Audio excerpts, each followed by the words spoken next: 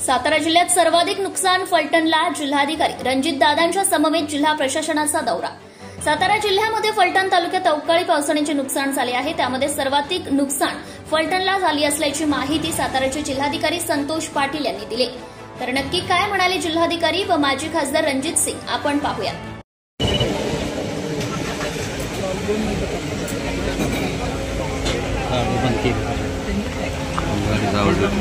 रस्ते आणि बाकीचं नुकसान बघितलं साधारण 125 कोटी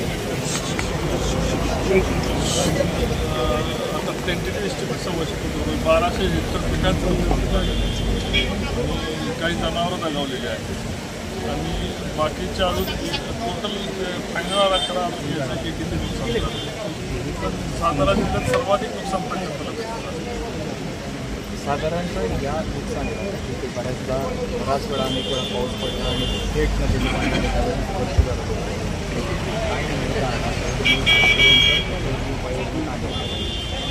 मेजॉरिटी जर कारणाचं अनालिसिस केलं तर ओढे नाले याच्यावर अतिक्रमण झालेलं आहे। काही लोकांनी मळपड म्हणून जमिनी घेतल्या, त्याच्यावर बिल्डिंगा बांधल्या।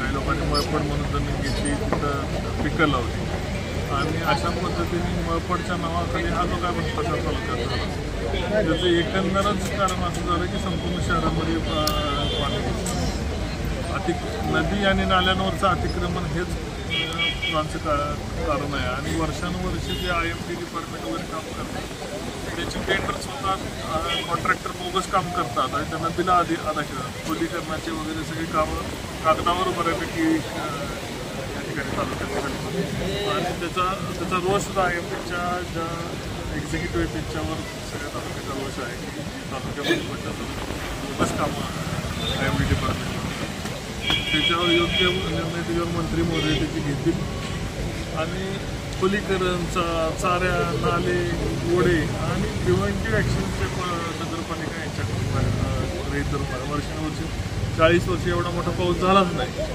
कधीच पाऊस होणार नाही हे गृहीत धरलेलं असल्यामुळे प्रशासनाने त्याच्याही अडचणीला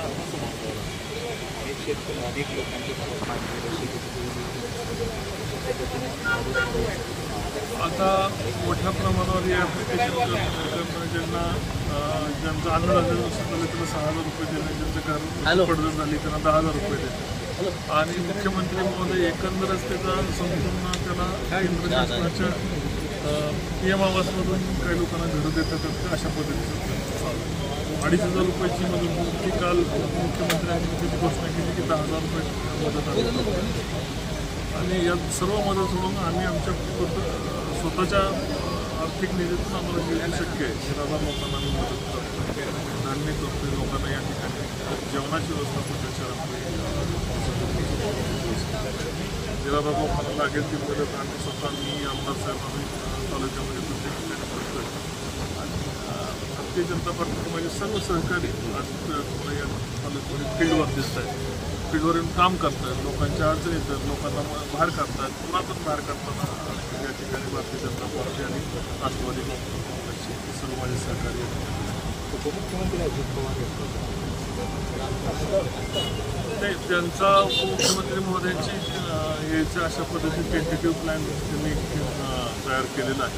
तो आज किंवा उद्या येतील त्या पद्धतीने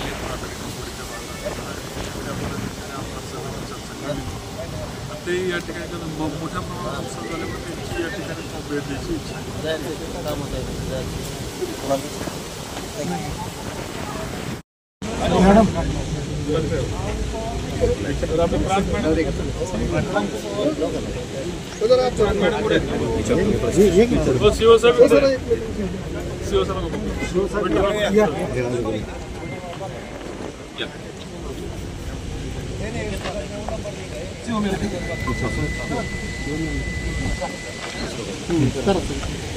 साहेब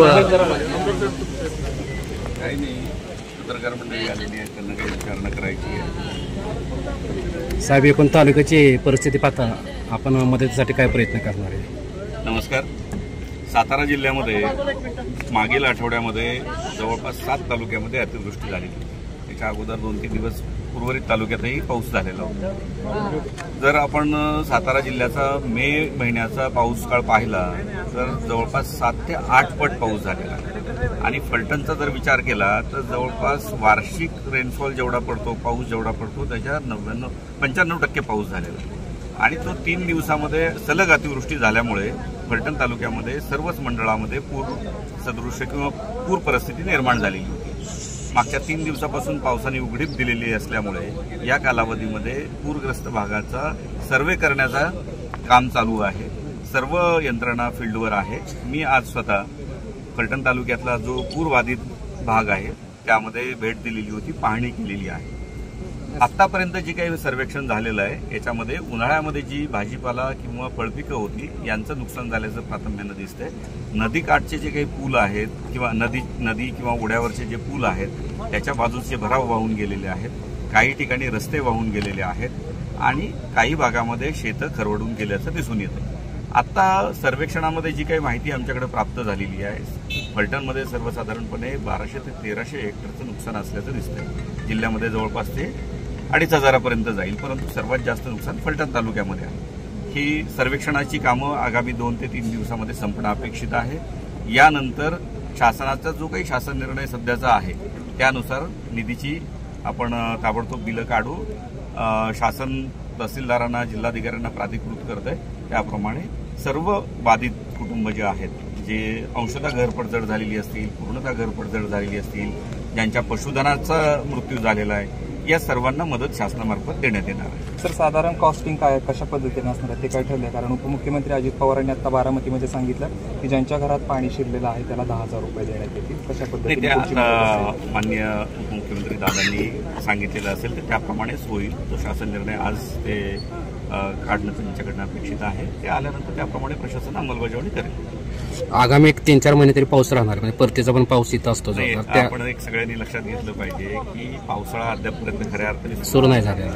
जून ते सप्टेंबर या कालावधीमध्ये आपल्याकडे पाऊस. आपण आता मे मध्ये जातो आणि मे मध्ये अनपेक्षितपणे आपल्याला वळवाचा पाऊस जो अपेक्षित असतो त्याच्यापेक्षा जास्त नियमित पावसाळ्यासारखा पाऊस पडलेला आणि त्यामुळे एकाच वेळेस सलग 3 दिवस जास्त पाऊस झाल्यामुळे नदीची, ओढ्यांची जेवढी पाणी वाहून नेण्याची क्षमता आहे त्याच्यापेक्षा जास्त पाऊस झाल्यामुळे पात्राबाहेर पाणी आलं आणि पर्यायाने शेतजमिनीचं, पिकांचं नुकसान झालेलं आहे. आता पावसाळ्यामध्ये पाऊस पडणं आणखी अपेक्षितच आहे.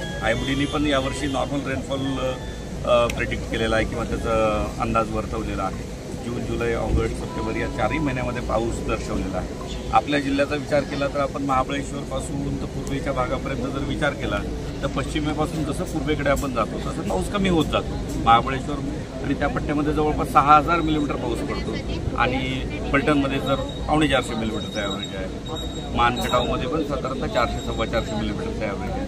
हे प्रत्येक भागामध्ये वेगवेगळं आहे. त्या प्रमाणात कमी जास्त पाऊस प्रत्येक भागामध्ये होतो. ज्या ज्या वेळेस अतिवृष्टी होते, काही नुकसान होतं, त्यावेळेस शासनाच्या वतीनं त्या नुकसानीची भरपाई करण्याचा प्रयत्न केला जातो, सर्वेक्षण केलं जातं आणि आर्थिक मदत दिली जाते. निश्चितपणे मी सर्व नागरिकांना आश्वस्त करू इच्छितो की सर्वेक्षणाचं काम आम्ही लवकरात लवकर पूर्ण करण्याच्या सूचना कृषी विभाग, महसूल विभाग आणि ग्रामविकास विभागाच्या ग्रामस्तरीय कर्मचाऱ्यांना दिलेल्या आहेत. ती संपल्यानंतर लगेच तातडीने मदत पोहोचवण्याचे काम करण्याचा प्रयत्न केला. धन्यवाद.